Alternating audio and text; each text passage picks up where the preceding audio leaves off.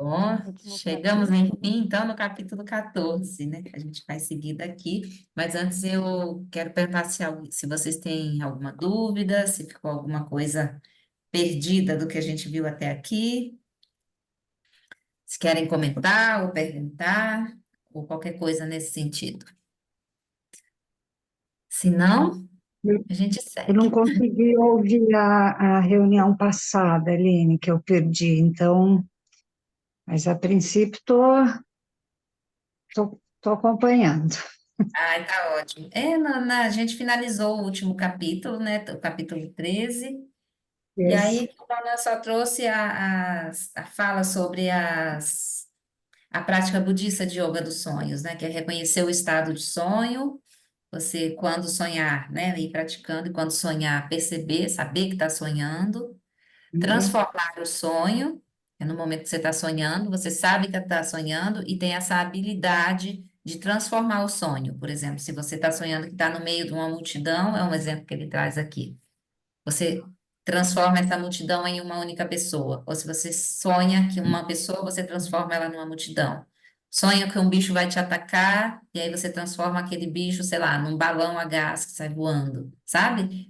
Essa habilidade de transformar os elementos no sonho. Porque isso traz para a gente essa clara percepção, visão de que esses elementos, esses eventos que surgem no sonho como se fossem reais, eles não são reais, né? Eles não têm solidez, a gente pode movê-los, transformá-los em outras coisas. E o terceiro ponto, que é ver através dos sonhos, que à medida que a gente vai praticando, se aprofundando na prática de yoga dos sonhos, a gente vai se aprofundando na experiência da consciência substrato. E aí, essas experiências de sonhos nos permitem, nos auxiliam a acessar elementos que estão armazenados, guardados, né, entre aspas, nas profundezas assim da consciência substrato. Então a gente vai ver esses elementos, essas memórias, essas marcas mentais através desses sonhos. Então foi isso que ele trouxe no final do capítulo 13 que a gente viu na semana passada. Mas aí depois, se vocês lerem ou ouvirem o vídeo, aí se tiverem dúvidas, vocês perguntem, né? tá, Fato é, tudo bem, Mônica? Também? Tudo bem, tudo bem. Fato é que a gente veio caminhando e chegamos, enfim, no capítulo 14, que é a grande perfeição ou Dzogchen, que é o aspecto mais sutil, mais profundo e mais simples, porém não fácil, desse livro. Então, essa é a culminância, digamos assim, do caminho, né? E aí a gente vai começar a contemplar isso agora.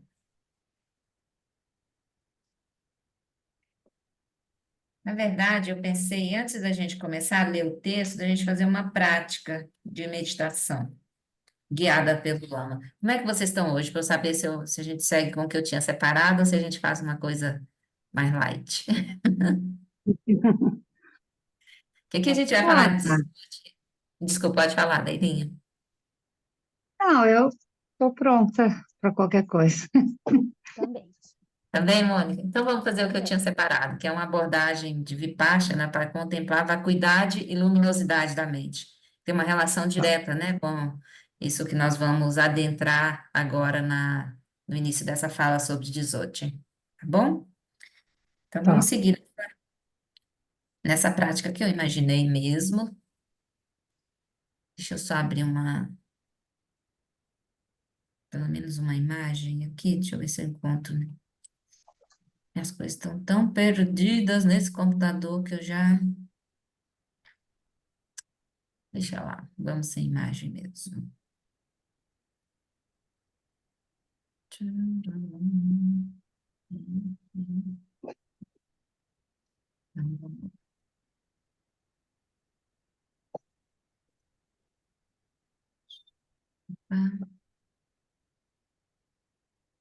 Então, encontrem uma postura confortável e nós vamos fazer essa prática guiada pelo Lama, e vai ser uma prática de 24 minutos, né? De um Gatica, como ele sempre conduz. Então, se você preferir, pode fechar o seu vídeo, eu vou só apagar minha luz. E vou desligar aqui, então, e compartilhar o áudio.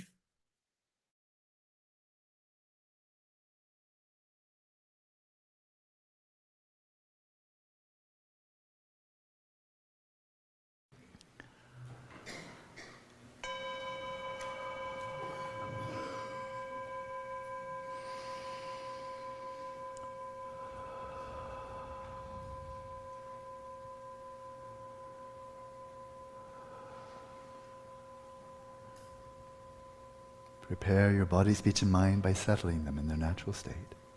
Prepare o corpo, a fala e a mente, estabelecendo-os em seus estados naturais.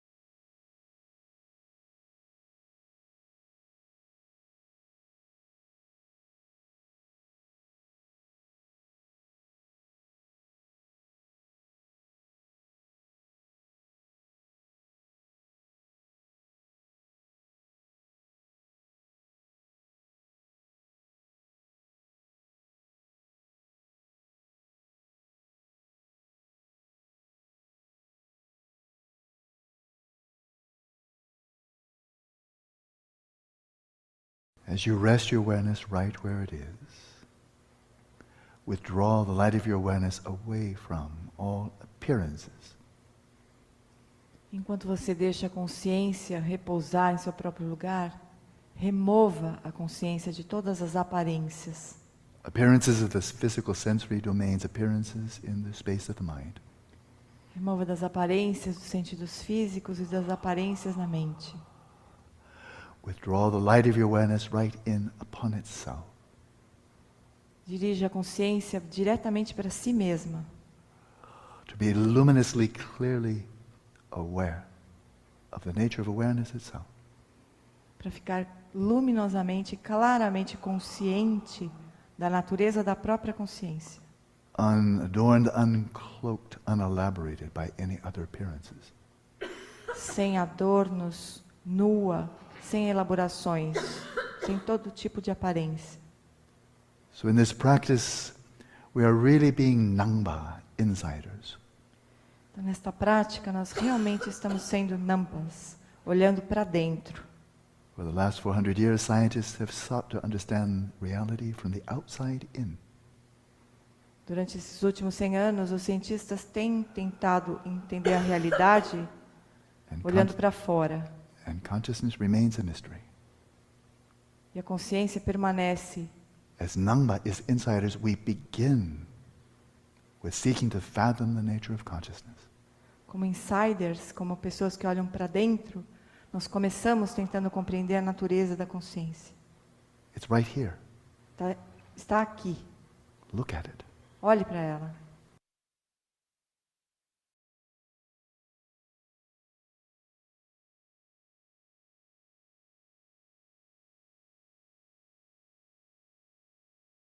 Throwing off all the layers of grasping, of distraction, of dullness.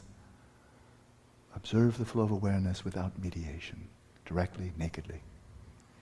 Solte todas as camadas de embotamento, de distração, e olhe diretamente para a natureza da consciência, de forma nua.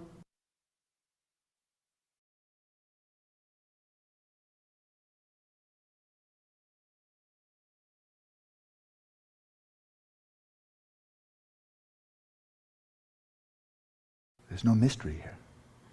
Não há nenhum mistério aqui. You directly know without mediation.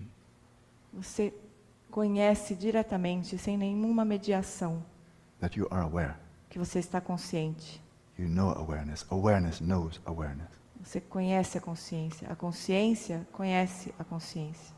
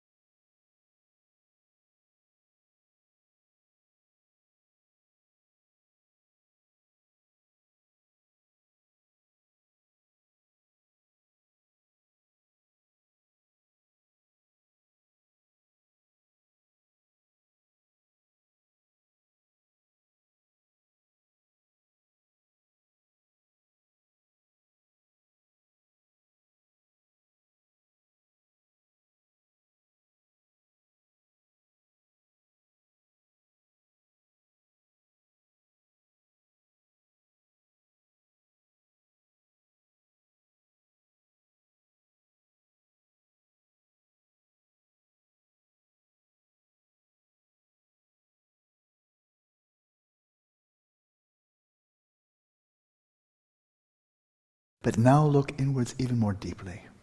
Mas agora olhe mais profundamente ainda para dentro. You know that awareness is manifesting, it's obvious. Você sabe que a consciência se manifesta, obviamente. But now probe more deeply. Mas agora investigue mais profundamente. Do you have a sense of being the one who is aware? Você tem a sensação de ser aquele que está consciente? The observer, O observador? the agent who is meditating. O agente que está meditando? Do you have such a sense Você tem essa sensação of being the observer? de ser o observador? How do you appear to yourself? Como você surge para você mesmo?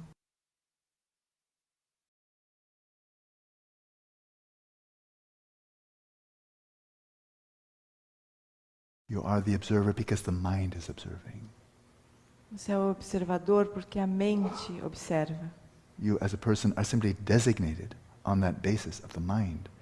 Você, como pessoa, é apenas designado com base na mente. But actually it's the mind that's observing, the mind that is meditating. Na verdade, é a mente que está observando, é a mente que está meditando. What is your experience right now Qual é a sua experiência agora, nesse of the momento? mind that is observing, the mind that is doing? Da mente que está observando, da mente que está fazendo. When you observe the agent, the observer, what comes to mind? Quando você observa o agente, observe o que vem à sua mente. This mind that is so powerful, Essa mente que é tão poderosa, causes wars, environmental destruction, causa guerra, destrói o meio ambiente, brings forth great virtues and kindness, produz várias virtudes e Brings- bondade. creates war and peace. What is the nature of the mind that is so powerful? Essa mente que cria a guerra e a paz. Qual é a natureza dessa mente que é tão poderosa? Observe your mind and see what you see. Observe a sua mente e veja o que você vê.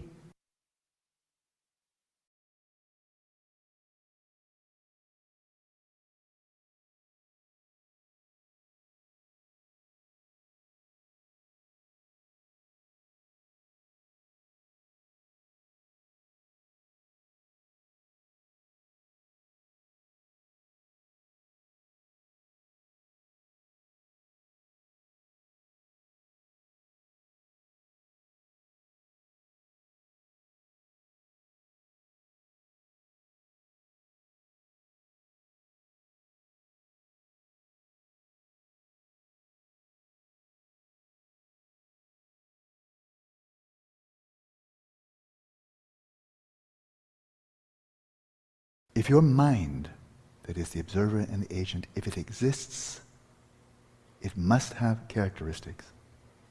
Se a sua mente, que é o observador, que é o agente, existe, ela deve ter características. Because whatever we know it by way of its characteristics. Porque tudo que nós conhecemos por meio das características. And the entity that we know has those characteristics. E a entidade que nós conhecemos tem aquelas características. If it had no characteristics, it would be unknowable. Se ela não tivesse características, ela não poderia ser conhecida. It would not exist. Ela não existiria. So we ask now, what are the characteristics of your mind that is the observer, that observes, that knows, that meditates? What are its characteristics by which it can be known? E agora nós nos perguntamos, quais são as características dessa mente que observa, que medita, que age? Quais as características pelas quais você a conhece? Your mind is conscious. Consciousness can be known, but the mind that is conscious, what are its characteristics? A mente é consciente. A consciência pode ser caracterizada, mas quais são as características da mente que é consciente?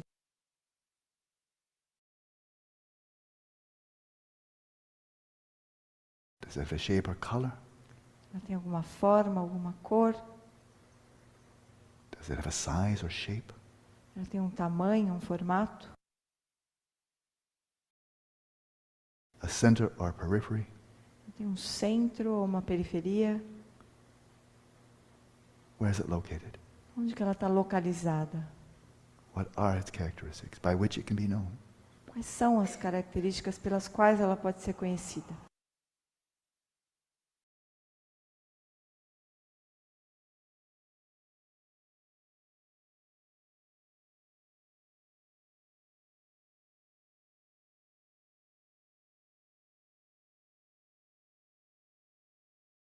The mind that is in here A mente que está aqui dentro versus the objects that are out there. versus os objetos que estão lá fora. What does the mind look like? Com que essa mente se parece?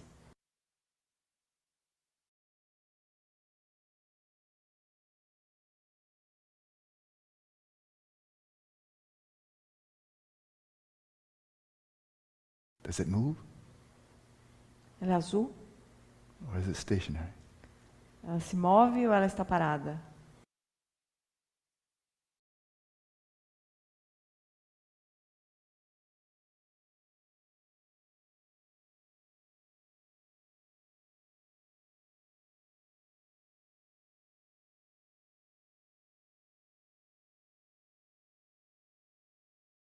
If you can't identify or see a single characteristic of the mind that observes and acts,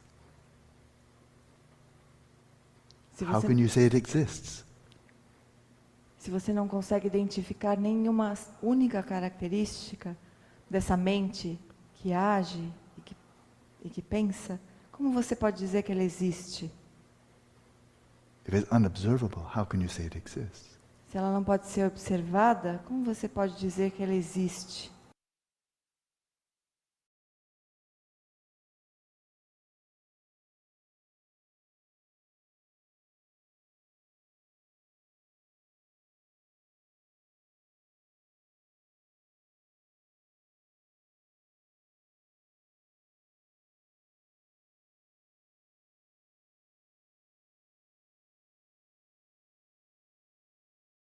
But if you conclude the mind has no characteristics, Mas se você concluir que a mente não tem características, if you conclude that in fact it doesn't exist, se você concluir que de fato ela não existe, because it's unobservable, porque ela não pode ser observada, what is it that just drew that conclusion? o que é que chegou a essa conclusão? How can the mind conclude that it doesn't exist? Como que a mente pode concluir que ela mesma não existe?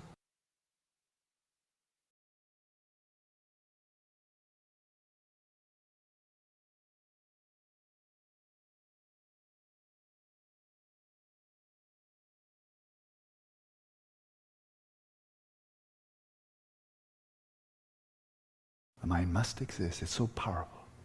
A mente deve existir, ela é tão poderosa. But anything we deem to be existent must be knowable. Mas tudo que nós dizemos que existe, ela precisa ser conhecido. Whether it's a black hole, it's dark matter, what time or space, it must be knowable by way of its characteristics. Seja um buraco negro, tempo, espaço, seja o que for, ela precisa ser conhecido para ser existente. So by what characteristics can you observe the mind? Então, por meio de quais características você pode observar a mente? Check again. Observe outra vez.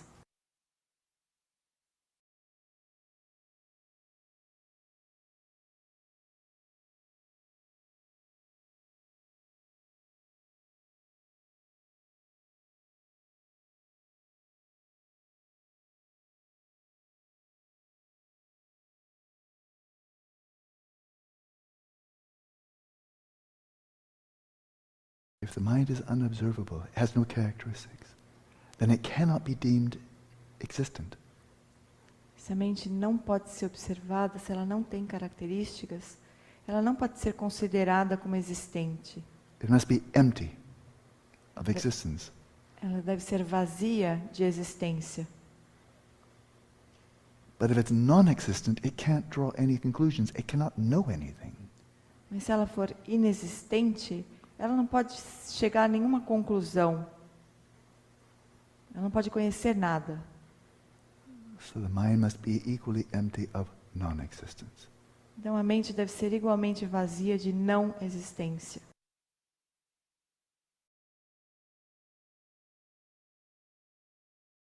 If you draw this conclusion, then rest in the knowing of the mind being empty of existence and non-existence. Se você chegou a essa conclusão, então descanse nesse saber da vacuidade da mente, de existência e de não existência. Empty of arising and passing. Vazia de surgir e desaparecer. Empty of coming and going. Vazia de ir e vir. Empty of being one or many. Vazia de ser uma ou muitas.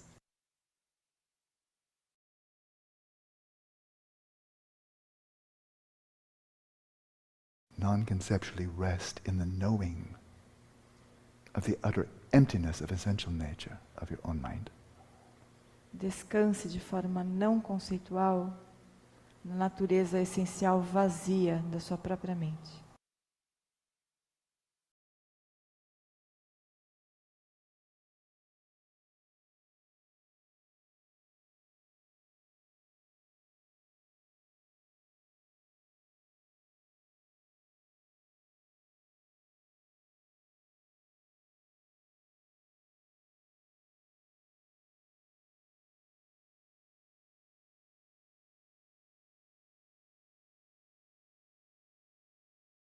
As empty as space itself.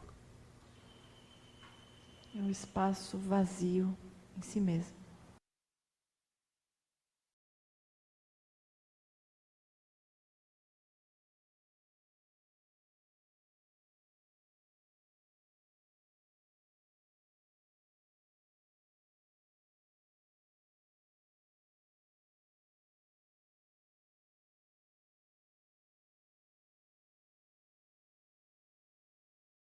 But as you rest in that awareness of the emptiness of any essential nature, intrinsic nature of the mind, are you aware of anything else?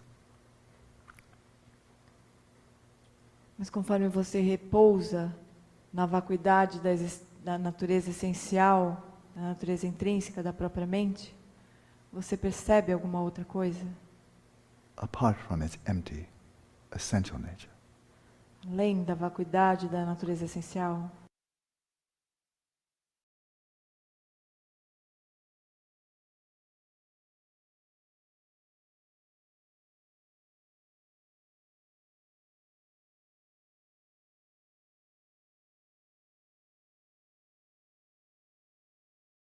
Are you not also aware of a clarity, a luminosity, a brightness of awareness? Você também não tem consciência da luminosidade, da claridade, do brilho da própria consciência?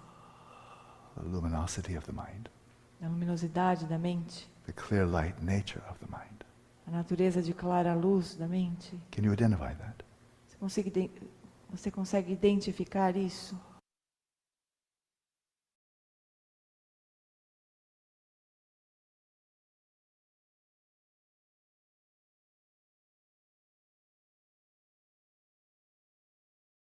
Such that the emptiness itself is luminous. A natureza vazia em si mesma é luminosa, And the luminosity is empty. e a luminosidade é vazia.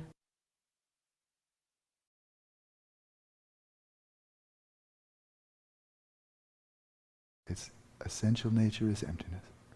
A natureza essencial é vazia. Its manifest nature is luminosity. A natureza manifesta é luminosidade.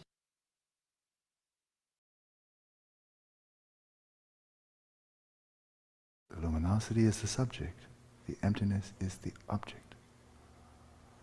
A luminosidade é o sujeito. A vacuidade é o objeto. But they are non-dual. Mas eles não são duais. Luminosity itself is empty. A luminosidade em si é vazia. The emptiness itself is luminous. E a vacuidade em si é luminosa. So rest in that knowing of the non-duality, of the emptiness and luminosity of your own mind. Então descanse nesse conhecer da não dualidade entre vacuidade e luminosidade da sua própria mente.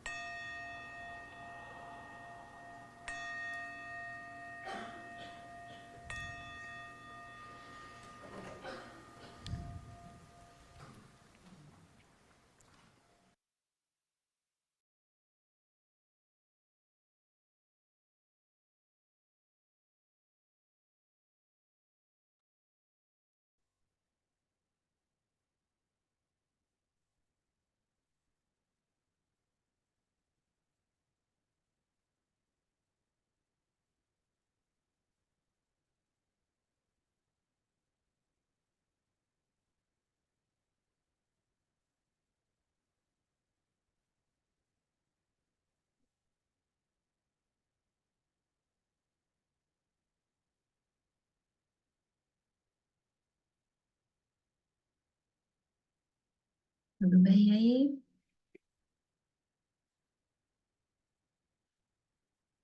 Passou ligeiro, né? Para mim passou voada. Então, essa é uma prática da gente observar a nossa mente, né?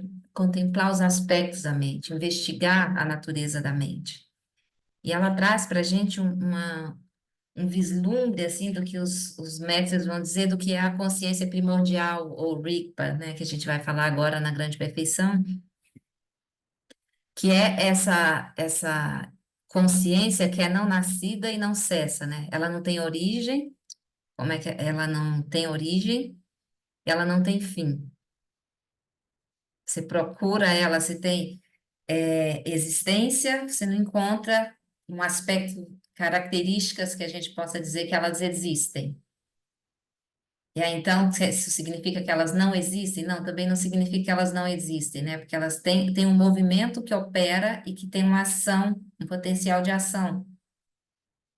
Então, ela não existe inerentemente, mas também ela não deixa de existir, né? Ela nem existe nem não existe.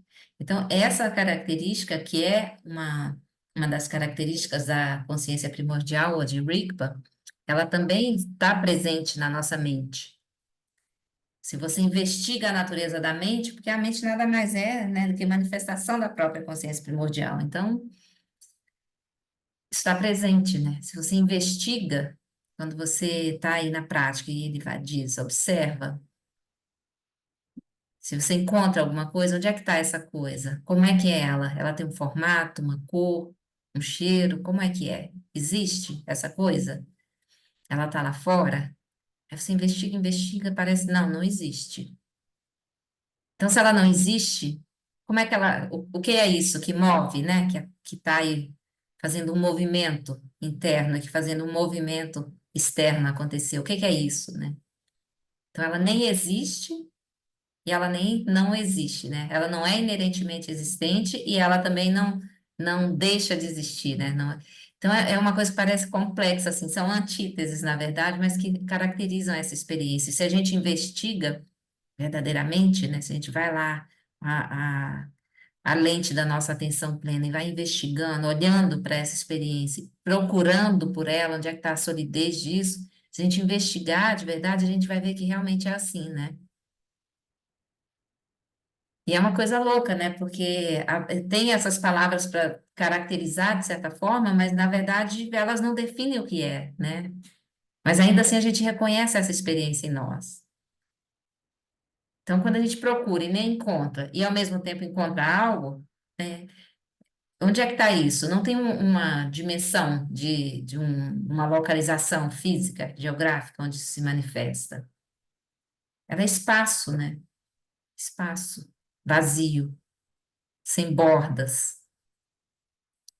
É a vacuidade, né? É essa experiência. E é só vacuidade, porque se fosse só vazio, o que que percebe essa experiência vazia? O que percebe é o que se denomina, se chama, um aspecto descritivo para a gente compreender, de luminosidade. Tem uma clareza, uma vivacidade interna que permite que a gente perceba essa experiência, que a gente investigue essa mente e fala, não, ela não existe. Não, mas de alguma forma parece que ela existe. Então, o que que é isso, né, que permite que a gente perceba? É a luminosidade. A luminosidade da mente, a luminosidade da consciência primordial. Então, essa experiência de vacuidade e luminosidade, elas se permeiam, né? Elas estão ocorrendo de forma conjunta e penetrante, né? Elas são dependentes uma da outra, né? Uma não existe, na verdade, elas não existem nem deixam de existir, mas elas se perpassam, assim, fazendo com que a gente consiga perceber as experiências. Então, essas são as características de vacuidade e luminosidade.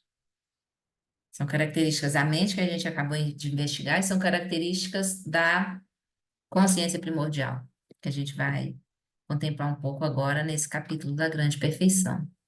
Tudo bem? Vocês querem perguntar alguma coisa? Eu tento falar um pouco para não complicar mais do que parece complicado.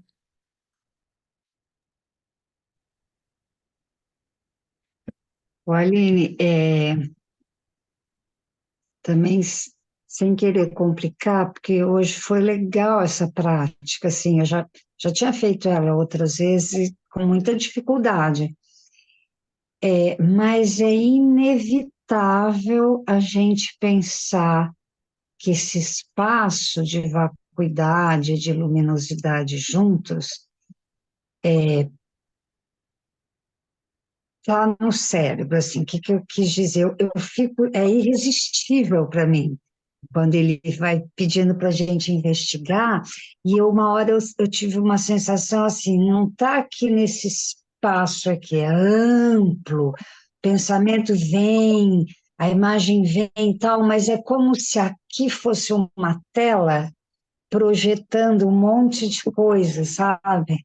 Mas ainda assim, eu querendo me desvencilhar dessa ideia de passar por aqui, mas ainda assim, tinha horas que passa pelo corpo, o lunge, o calor e tal, mas é tão irresistível pensar que passa tudo por aqui, né? Que droga. É sim, mas é que a gente está condicionado com essa pensamento. E ainda você, que é, né, de um meio de Da ciência. questão de conhecimento, ciência, né? Então, eu penso que é mais difícil do que para quem não é desse universo, né? É, Anos, a vida dedicada a contemplar, né, a viver esse movimento, mais nesse aspecto cognitivo que está no cérebro, né? Então, é. essa ideia, ela é realmente muito forte em todos nós, assim. Mas sem pressa a gente vai arrefecendo esses nós, né? Tornando eles mais frouxos e vai percebendo, assim, pela prática mesmo, sabe? Soltando e relaxando, a gente vai observando e percebendo que isso é um espaço muito mais amplo, né? E tem essa tendência mesmo da gente conter a mente, a consciência dentro da nossa calota craniana aqui, né? Dentro da massa encefálica, parece estar contida aqui, né? E isso nada mais é do que uma designação, né? Também, né? Para a gente, enquanto Ocidente, da forma que nós fomos educados, que a gente aprendeu e que a gente estudou e ensina, muitas vezes, né? A mente está contida, né? No cérebro. Está contida no cérebro. Olha que coisa louca, né? Mas é É, uma designação, né? Porque você pensa que para os tibetanos, por exemplo, mente se fala em mente, se refere a coração, né? Então, coração. não há uma. Aí traz para a gente uma visão clara de que não é algo inerentemente existente, porque se existisse por si só, teria uma característica específica que todas as pessoas, independente de região, de cultura, independente de qualquer coisa, localizariam aquilo, denominariam aquilo, identificariam aquilo da mesma forma. E não é, né? E não é. Mas a gente vai soltando isso aos poucos, né, Leila? E a gente vai percebendo também como que isso vai lentamente se modificando na nossa dimensão de experiência interna. Porque uma prática como essa, que a gente faz lá no início do nosso caminho, assim, tem uma prática, nossa, isso parece tão estranho, né? Não sei nem o que que essa pessoa está falando aí. Mas aí depois isso vai fazendo um certo sentido e a gente vai compreendendo e vai sentindo mesmo a experiência, né? Conseguindo analisar e perceber essa experiência em si. Mas é assim, devagarzinho. Pouco a pouco, desamarrando um nozinho, outro nozinho, aí a gente segue. Vamos seguir na leitura? Tudo bem, Mônica? Então vamos lá, vamos seguir. Começamos o capítulo 14 no livro Físico, página 209. A grande perfeição ou Dzogchen. Durante os primeiros 20 anos do meu treinamento no budismo, estudando e praticando sob a orientação de professores como Geshe Gawan, Darge, Geshe Rabten, Jenlan Rinpa, Sakya Dagmola, Balangoda, Ananda Maitreya e Sua Santidade, o Dalai Lama, fui exposto principalmente à abordagem do desenvolvimento, do amadurecimento e do despertar espiritual. Mas desde o início da década de 90, sob a orientação do Lama Nyingma Gyatro Rinpoche, que faleceu ano passado, né? Venho treinando a abordagem de descoberta da grande perfeição ou Dzogchen. Durante esse tempo, também tive a sorte de receber mais instruções sobre essa tradição contemplativa de outros lamas de Nyingma e de Sua Santidade, o Dalai Lama. Então, o que o Lama está dizendo é que a gente, no budismo, tem é, esses dois caminhos, né? O do desenvolvimento e o da descoberta. Eu nem vou falar muito, porque ele vai falar agora na sequência do texto. Então, durante muitos anos, ele foi treinando, décadas da vida dele, ele foi treinando na abordagem do desenvolvimento, que é o que a gente faz nesse livro, né? Aqui a gente veio num caminho gradual, né? Lembra, a gente começou lá nas práticas de shamatha, contemplando o aspecto grosseiro do corpo para relaxar, e foi cultivando essa atenção, depois estabilidade, vivacidade da atenção, e foi refinando essa atenção, estabilizando e desenvolvendo essa capacidade, né, de direcionar a atenção para o foco específico, para usar essa atenção em todo o resto do caminho. A gente começa nessa base, cultivando um elemento, um meio hábil que vai ser necessário para a gente em todo o caminho. E aí a gente avança para as práticas de Vipassana, usando a atenção plena que nós cultivamos em Shamatha, a gente investiga, usa a atenção como uma lupa para investigar a natureza de todos os fenômenos, de todas as nossas experiências, de corpo, de sentimento, a própria mente, da prática que nós fizemos agora, né? E os fenômenos em geral. A gente avança para um aspecto mais profundo e mais sutil de analisar, de investigar a natureza da nossa própria experiência, de vigília, no caso, né? A gente fazendo a prática formal. E aí a gente segue avançando, cultiva as 4 incomensuráveis.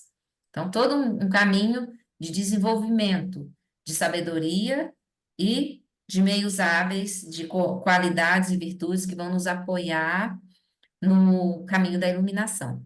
E aí a gente cultiva as 4 incomensuráveis, né? Compaixão, bondade amorosa, alegria empática e equanimidade. Segue para a yoga dos sonhos, prática diurna, prática noturna. Cultiva, né? Bodhicitta nesse processo. E aí a gente culmina na iluminação completa. Então, um caminho que a gente foi gradualmente se desenvolvendo. Então, esse é o caminho do desenvolvimento. E no caminho da descoberta, você simplesmente senta e repousa naquilo que é a abordagem da grande perfeição, a abordagem do Dzogchen, né? Você não tem essa passo a passo de ir se desenvolvendo gradualmente. Você senta e repousa na sua natureza verdadeira. Então, tudo isso que não é, a gente deixa cair, ruir. A gente solta completamente o que não é. E o que sobra é só o que é. A sua natureza básica, consciência primordial, Rigpa.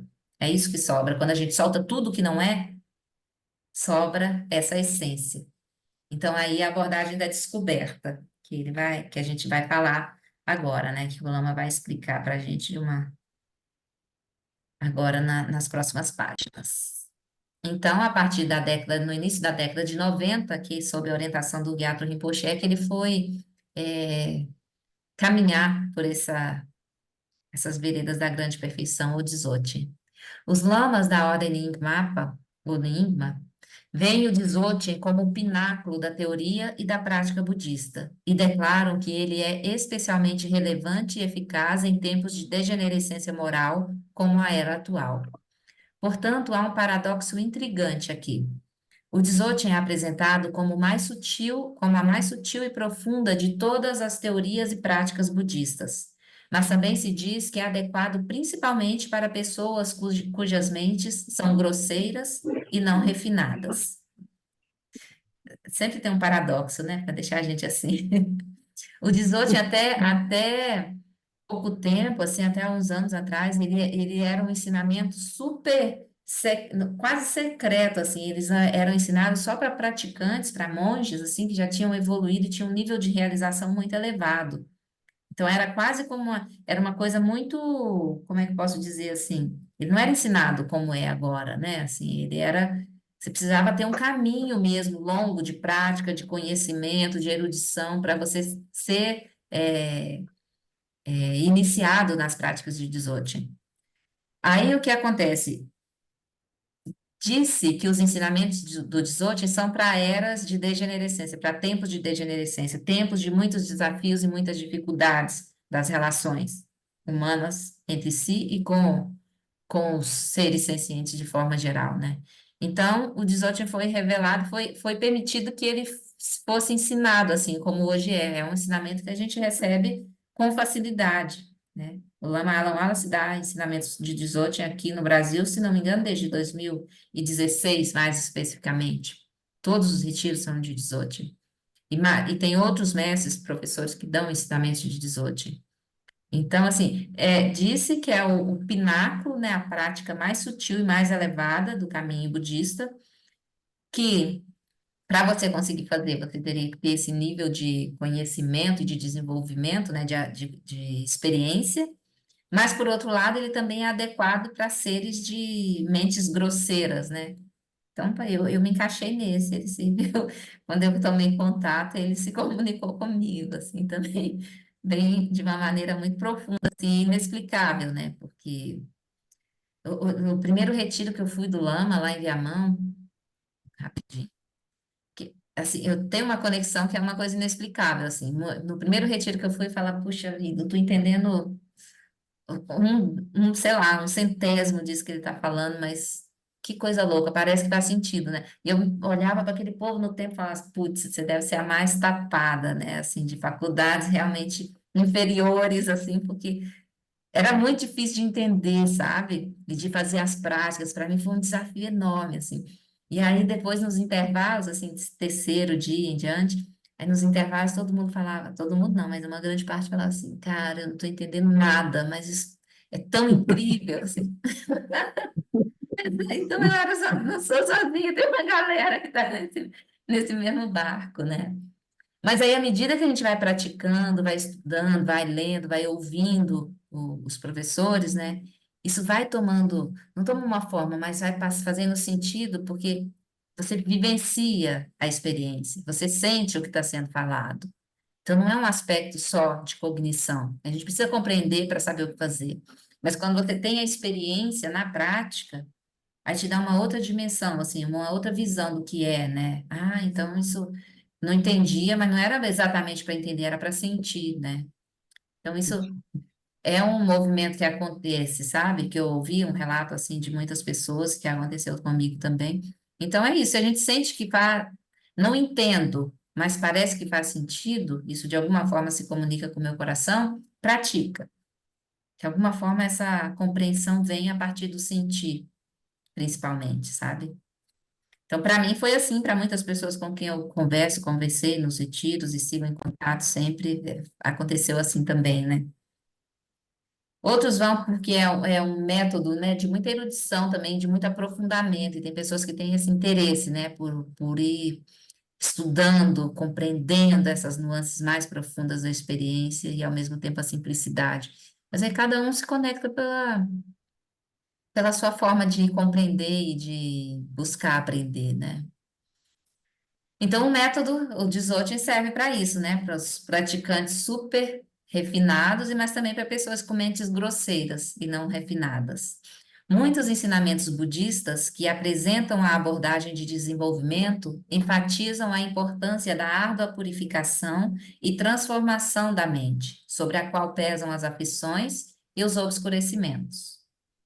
Essa perspectiva vê a natureza búdica como a nossa capacidade de atingir a iluminação, mas adverte, a menos que nos apliquemos diligentemente à prática disciplinada por um tempo muito longo, essa capacidade permanecerá sendo apenas uma promessa. Então, no caminho de desenvolvimento, a gente busca chegar nesse lugar, né, de descobrir, de alcançar a nossa natureza búdica. E a gente precisa ter uma prática regular, diligente, um estudo, porque se a gente não fizer isso, isso vai ser muito difícil da gente conseguir acessar. A partir dessa perspectiva, o caminho para a iluminação parece longo e árduo. Éons, né? Disse que são muitos infinitos éons para a gente alcançar a iluminação no caminho do desenvolvimento. Por outro lado, de acordo com a abordagem de descoberta ensinada no Dzogchen, a natureza búdica é a natureza essencial da nossa mente. Não é algo para ser encontrado lá longe, ela já está presente. O tempo todo está presente. É primordialmente pura e repleta de todas as qualidades de um Buda neste momento, Na visão de Dzogchen é isso, né? Todas as qualidades que o Buda manifesta, o iluminado manifesta, nós já temos em nós. Ela está presente nesse instante, né? Tudo o que temos a fazer é remover os véus, tirar todas essas coisas que nos impedem de ver e experienciar essa natureza búdica. E a maneira de fazer isso não é desenvolvendo virtudes e combatendo os vícios assiduamente, mas sim deixando que a consciência repouse em seu próprio estado natural, sem esforço. Desse modo, as qualidades da iluminação surgem espontaneamente. Há até mesmo um texto clássico sobre Dzogchen, do mestre do século XIX, do John Limpa, chamado Estado Búdico sem Meditação. Desculpa, há até mesmo um texto clássico do Dzogchen, do mestre do século XIX, do John Limpa, chamado Estado Búdico sem Meditação, que inclusive a gente teve retiro desse texto aqui no Brasil também. Isso soa maravilhosamente bem, quase bom demais para ser verdade. Estado de Buda sem meditação, né? Então, você imagina, as pessoas vão achar que não precisa meditar, que já... Então, isso soa maravilhosamente bem, quase bom demais para ser verdade. Mas muitas pessoas no Ocidente estão migrando para esses ensinamentos e retiros de meditação, reagindo a essa abordagem com uma sensação de alívio, em contraste ao desânimo que sentem quando encaram as árduas disciplinas ensinadas em muitas tradições contemplativas, incluindo o budismo. No entanto, ainda que os ensinamentos da grande perfeição sejam muito atraentes para as pessoas aprisionadas na correria do mundo moderno e que simplesmente não conseguem encontrar tempo para meditar, eles não fornecem uma solução rápida para atingir a iluminação. Então, o que acontece é que, como fala, tem esse ensinamento mesmo, né, esse texto raiz do estado búdico sem meditação. A pessoa ouve isso e pensa que, então não preciso fazer nada, né? Mas não é um fazer nada assim, então, né? Senão você fica marmota meditando, como diz o Lama. Não é só não fazer nada. É você desenvolver essa habilidade, essa capacidade de repousar na sua natureza básica, na sua natureza primordial. Se a gente não tem uma vivência, uma experiência e uma prática, vai ser muito difícil a gente conseguir fazer isso. A gente vai ser facilmente arrastado pelas aparências que surgem para a mente, não é? Então, se a gente não tiver um equilíbrio de atenção, a gente não vai conseguir ficar nesse estado de presença consciente, lúcido, sem meditação. Você vai ser arrastado pelas aparências todas, né? Então, é um estado búdico sem meditação que é possível a partir desse nível de experiência que nós já temos, que é essa habilidade de manter o fluxo da atenção estável, sem ser arrastado pelos eventos. A gente não é mais movido pelas aflições mentais, emoções, desejos, ignorância, delusão. Então, essas aflições foram todas, elas já estão naturalmente cortadas pela raiz, porque quando a gente está no estado de Buda, a gente está repousando na consciência primordial. E se a gente está repousando na consciência primordial, não tem mais nada para ser feito, nem meditar. Acontece que a gente precisa ter cuidado, porque quando se fala estado búdico sem meditação, você pensa que você não vai meditar e já vai estar nesse estado. E não é, né? Não é. Então, o que ele está dizendo é que muitas pessoas no Ocidente migram para esse ensinamento achando que, então agora encontrei, né, uma saída, que eu não preciso fazer esforço nenhum. Então, para a gente olhar para isso, para ter esse cuidado, né? Para não cair nessa armadilha também, né? Hum, Grande. Tem dúvida, meninas querem perguntar, comentar? Então, vamos seguindo. Só Sim, um sim, Levi. comentário, Aline. Eu sentia, antes de ler isso, o contrário.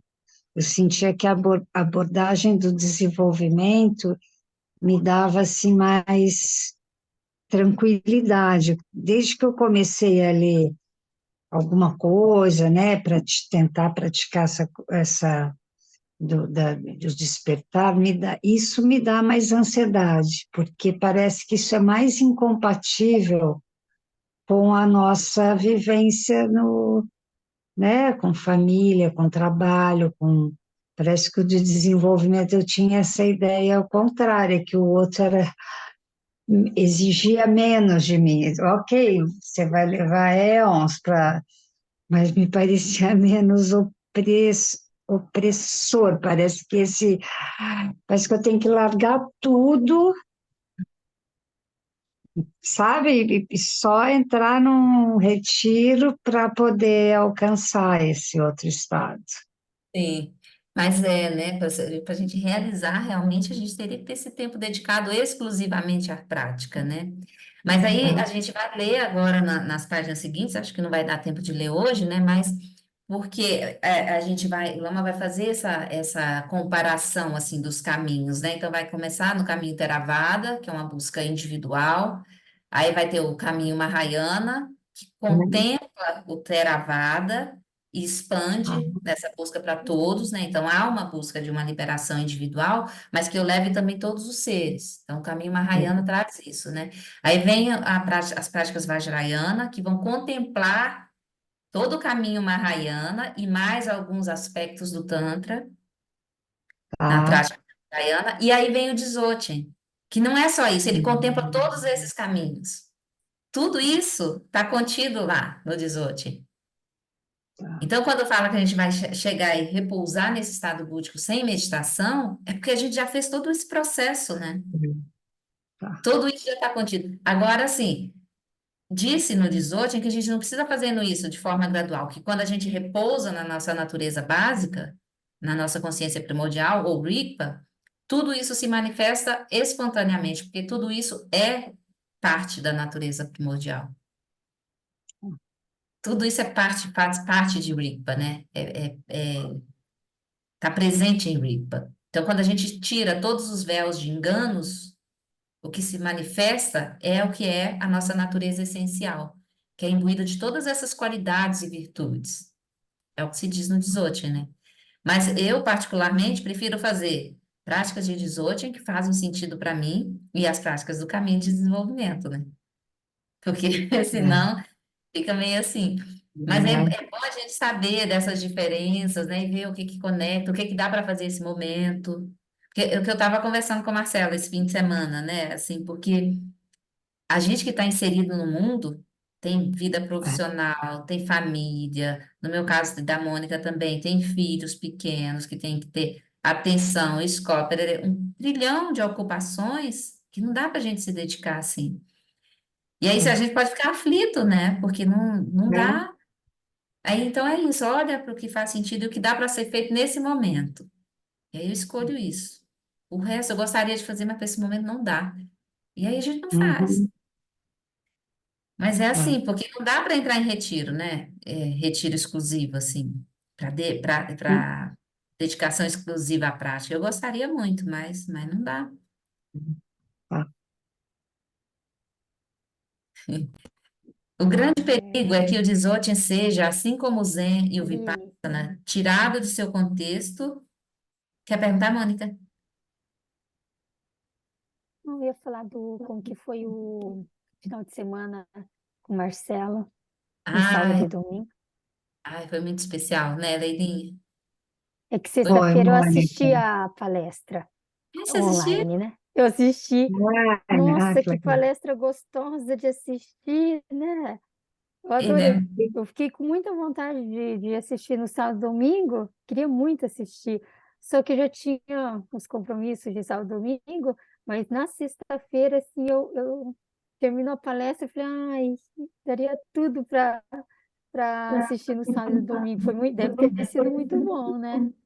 Ah, e ele é... Você viu, né? Você vai ter a sua experiência, assim, mas eu acho que ele tem uma habilidade, assim, de falar com uma simplicidade, uma clareza para a gente É, entender, né? E ele aham, tem um conhecimento e uma erudição que é uma coisa, assim... Não conheço tanta gente, mas eu acho que no Brasil, assim, é a pessoa que eu conheço dentro do Dharma que tem mais conhecimento, que é muito vasto, assim. Ele tem naquela é a Nossa, cabeça. primeira Ah, vez que eu assisti uma palestra dele, nunca tinha assistido. E você ele gostou? faz referências de filmes, você viu? Tudo, né? É, nossa, Mônica foi é um muito, espetáculo. né? E, Imagino e que. E ser presencial, eu estava falando com o outro Marcelo lá do SEB, se arrepia o tempo inteiro, né, Aline? Você fazer as dedicações, os mantras juntos, nossa, Imagino, deve ter sido muito bom mesmo. é muito, muito transformador, é uma experiência, nossa, dá vontade de ter sempre. É É. verdade. Está ecoando ainda. Eu, eu quase que enchi meio caderno. Eu também fiz um caderninho, só de sexta.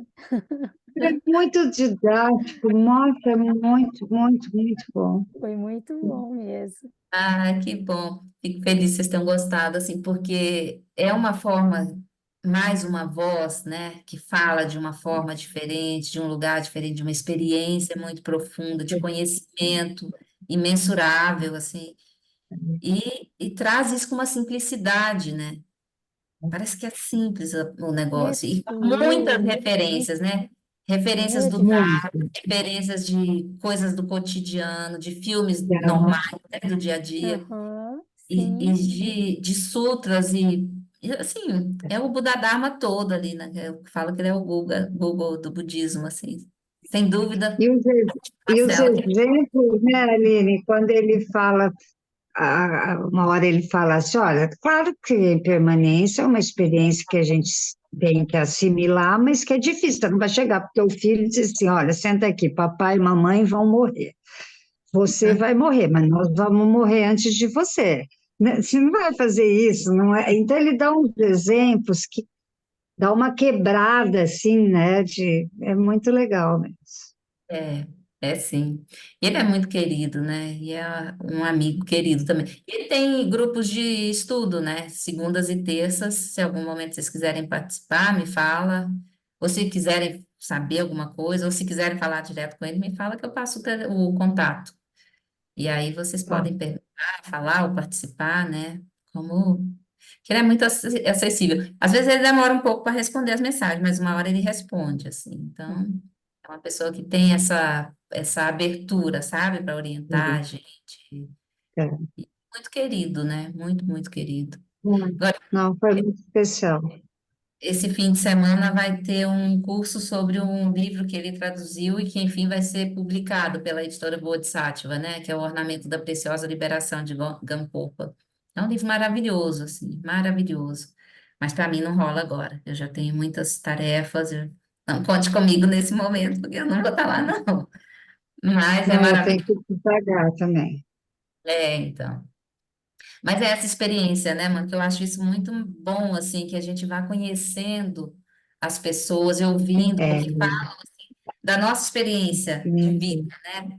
Não está falando de uma coisa lá distante, de um ser esotérico que está lá só emanando energias de bênçãos, não é isso, né? Fala da nossa experiência prática, assim, no dia a dia, como a gente está É, sofrendo e o que a gente pode fazer para aliviar esse sofrimento, né? O que que a gente faz para é, nos conectar ainda mais, de uma maneira mais poderosa ou mais, né, profunda com aquilo, com aquele caminho que para a gente faz sentido, que no nosso caso é. é o budismo, né? Como a gente se conecta e se aprofunda nessas práticas para conseguir se liberar desse sofrimento que permeia todas as experiências, né?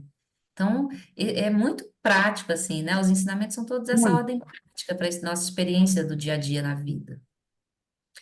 E muito, muito. libera a gente de muito sofrimento, né? E às vezes não libera exatamente o sofrimento, mas a gente vê de um outro, com um outro olhar, com uma outra posição de mente que torna ele menos pesado, assim, menos duro.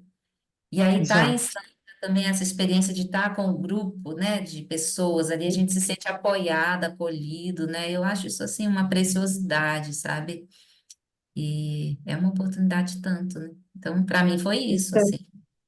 e ele contar também da experiência lá que está há 5 anos, né, Aline, coordenando um, como é que chama? Me escapou. O Abirate, Rural. É, nossa, que coisa espetacular. super Daí desafiante. tem mesmo essa coisa de mandala, né, que o Lama Tanten fala, do SEB. É, Muito é lindo, né? Ver surgindo assim. Lá no caso, assim, como eu já conheci o Marcelo, eu vou acompanhando mais de perto, assim, né? Os acontecimentos. Comprou a fazenda, né? E aquilo vai virar uma vila, né? Uma aldeia rural, assim, com ruas, iluminação. Então, tudo isso como uma pequena cidade, né? Onde que é isso, Surgindo do Aline? nada, assim. Esse é em Juiz de Fora, Ah, em Juiz de Fora. Minas. É essa aldeia lá. Mas tem várias aldeias rurais do SEB no Brasil. Acho que eu travei. Peraí, meninas. aldeia. Acho que eu travei, né? Abri aqui para ver se. Mas que eu estava dizendo, Mônica, esse é em Juiz de Fora, né? Mas tem no Brasil várias aldeias rurais do Estava SEB. numas travadinhas. Tá, melhorou, será? Oi, oi. Tá cortando um pouquinho. Ai, que saco, hein, essa internet.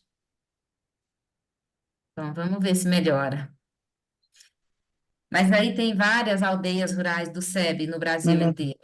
Então, lá em Juiz de Fora é a mais nova, na verdade. Ah, não, a Deuatin de São Paulo também, que não está ainda como em Juiz de Fora, está ainda num processo mais anterior, assim, de formação. Mas tem várias, né? Aí, por exemplo, semana que vem que eu viajo para Retiro, aí eu fico numa aldeia rural do SEB em Alto Paraíso, né? Lá onde o Maurício mora. Aí tem Nossa, aqui no Sucavate, que é 4 Barras, aqui pertinho de Curitiba, também tem. Lá no Rio Grande do Sul tem Viamão, tem Bacupari, tem Jetavana, no Nordeste tem Darmata, tem várias do SEB. E aí são áreas assim, onde moram praticantes, né? E tem as casinhas dos praticantes, o templo, as casinhas de retirante, e aí é dedicado à prática do Dharma. Mas tem os desafios também do convívio, né?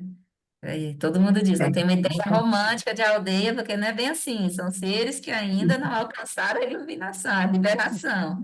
Tem conflitos, tem questões, então, É que nem condomínio, né? De prédio. exatamente. Esses desafios, né?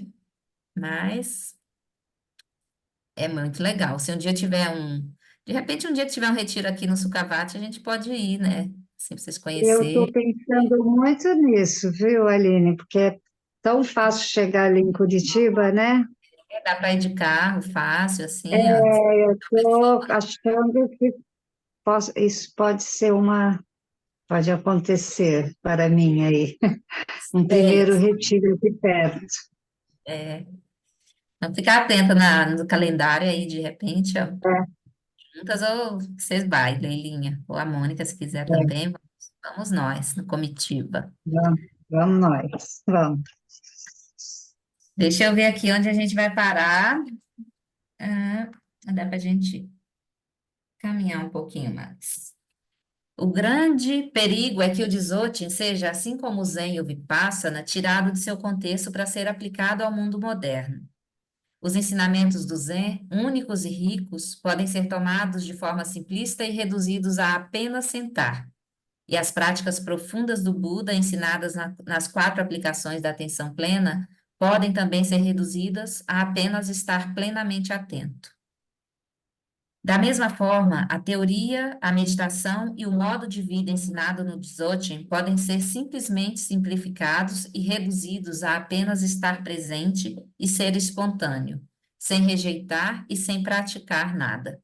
Então, aqui ele está dizendo para a gente ter esse cuidado, né? Porque aqui no Ocidente tem essa tendência, né? Pegar as práticas da tradição budista, que não são simples, né? São simples, mas não são fáceis, e fazer isso de uma forma tão aparentemente simples e fácil que tira a essência, né? Não se aprofunda, fica ali numa superfície que não é a prática realmente. Então, o Lama tem um Uhum. receio de que aconteça isso também com o Dzogchen, né? Como aconteceu já no Zen e na Vipassana.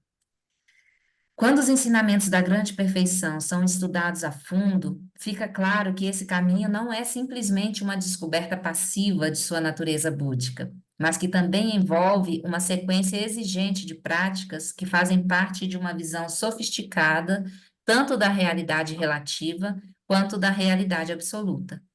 Então, o que a gente disse antes, né? Não é só ficar parado e esperar que a coisa se se mostre, não é passivo, né? Tem práticas, assim. A prática autêntica do Dzogchen resulta no despertar espiritual perfeito de um Buda, mas isso requer um alto grau de preparação. Sem atingir Shamatha, sem a realização das 4 incomensuráveis, de Bodhicitta e do insight direto sobre a ausência da natureza inerente de todos os fenômenos, o Dzogchen não será completamente eficaz.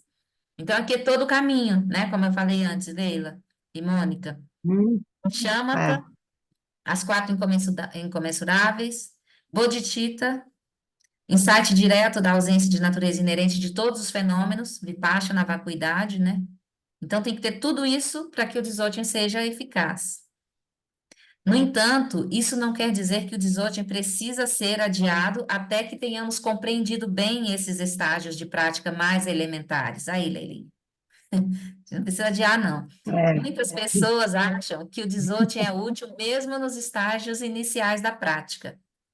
Mas é importante não reduzir esse sistema profundo de teoria e prática a apenas estar consciente. Esse tipo de reducionismo é comum na prática moderna do Zen e do Vipassana, mas as pessoas que fazem isso não devem esperar que tais práticas produzam os mesmos benefícios que proporcionaram para as gerações de contemplativos budistas que nos precederam. ah, A gente falou já, né? Acho que está é, só tá claro. ou aqui o que a gente tinha falado. É uma questão de ponderação. Por um lado, os clássicos da grande perfeição declaram que Shamatha, Bodhicitta e a realização da vacuidade podem surgir a partir da simples prática de repousar no estado natural da consciência primordial, Rigpa. Mas é muito fácil confundir a consciência substrato ou simplesmente um estado de vazio mental com essa dimensão primordial de consciência pura, vazia e luminosa. Especialmente quando experimentamos um sentimento de bem-aventurança, clareza e não conceitualidade em nossa meditação, podemos nos agarrar a essas experiências e confundi-las com o estado real de Rigpa. Então, a gente tem que ter esse cuidado, né? Porque quando a gente repousa na realização de Shamatha, tem essa característica, né? De bem-aventurança, de luminosidade. E aí, se a gente confunde isso com Rigpa, a gente não avança. E a gente ainda está um bocado distante da natureza búdica, né, da consciência primordial, ou Rigpa. Contudo, o grande mestre Dzogchen do século XIX, Patrul Rinpoche, adverte: um iniciante pode ser capaz de deixar a mente repousar naturalmente em si mesmo e tentar manter isso. No entanto, é impossível para ele se livrar da fixação a muitas experiências, como bem-aventurança, clareza e não conceitualidade, que acompanham o estado de calma e quietude. Então, essa é uma coisa que a gente precisa cuidar, prestar atenção, para não parar e estacionar aí achando que chegou em Rigpa, né? Vamos avançar, a gente passou um minutinho, mas vamos avançar só mais até finalizar esse parágrafo, antes do próximo subtítulo, meninas, tudo bem? Para Tudo bem. elaborar a questão, é possível experimentar a consciência substrato sem insight sobre a natureza de qualquer outro fenômeno. Acessar a consciência substrato é um resultado direto de Shamatha, sem necessidade de Vipassana. No entanto, para realizar a consciência primordial, é preciso reconhecer a natureza vazia do samsara e do nirvana, e perceber todas as experiências como manifestações da consciência primordial. Para obter acesso à consciência do substrato, você remove a mente de sua própria base individual. Por outro lado, para realizar a consciência primordial, é preciso abrir sua consciência para um só sabor, de todos os fenômenos, como manifestações da consciência primordial. Então, como podemos, eu já falo, tá? Então, como podemos evitar as armadilhas que nos levam a confundir as experiências meditativas mundanas com a consciência primordial? Por meio das práticas profundas e simples, porém bastante desafiadoras do Dzogchen, sem tirá-las de seu contexto e apreciando a sutil combinação do esforço e relaxamento, controle e liberação, desenvolvimento e descoberta que esse caminho implica. Então, nós podemos aí ter sucesso. Então, é uma prática simples, mas não é fácil, como o Lama falou. Então, nesse caminho, a gente vai contemplar antes dele todo o resto, né? Shamatha, Vipassana, as incomensuráveis, Bodhicitta, a realização da natureza vazia de todos os fenômenos. Então, quando a gente pensa, né, que vai alcançar isso simplesmente repousando, parando e repousando, nesse estado de repouso, de quietude, de calmo permanecer, a gente pode sim alcançar essa experiência de bem-aventurança, né, de clareza, de bem-estar, de quietude, tudo, que é característica pela realização, são características da realização de shamatha. Mas isso não é suficiente, né? Porque a gente realiza shamatha, mas a gente ainda está suscetível às aflições mentais.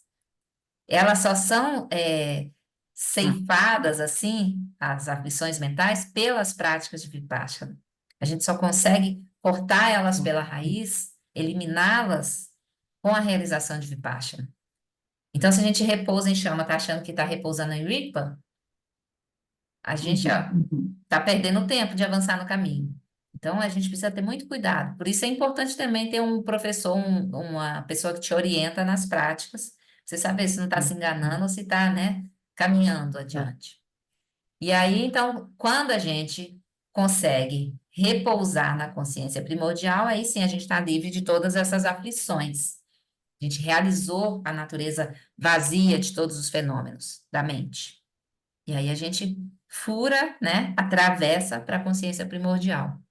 E ali a gente vai manifestar todas essas qualidades de sabedoria, lucidez, sabedoria e compaixão incomensuráveis. Bodhicitta, absoluta e relativa, unidos à sabedoria. E aí a gente vai realmente se manifestar em meio ao mundo a partir dessa experiência de um Buda completamente desperto, iluminado, né?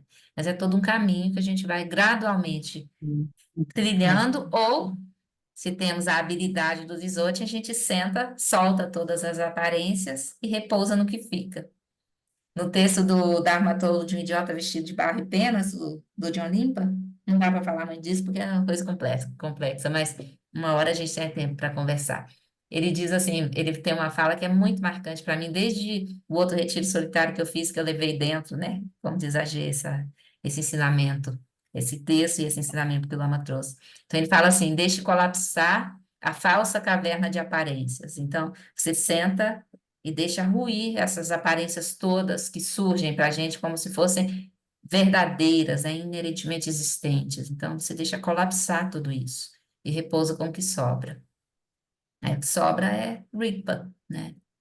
Agora, deixar colapsar essa falsa caverna que é o desafio. Ah, meninas, acho que vamos parar por aqui, e daí a gente vai entrar na prática. E então a gente volta só daqui algumas quintas, né? Deixa eu ver que dia que vai ser. Dia 9, dia 16 de maio vai ser o nosso próximo encontro. 16? 16 de maio. Tá.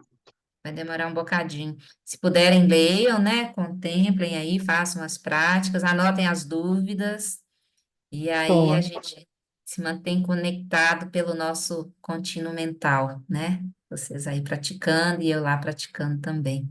Então, deixa eu parar a gravação.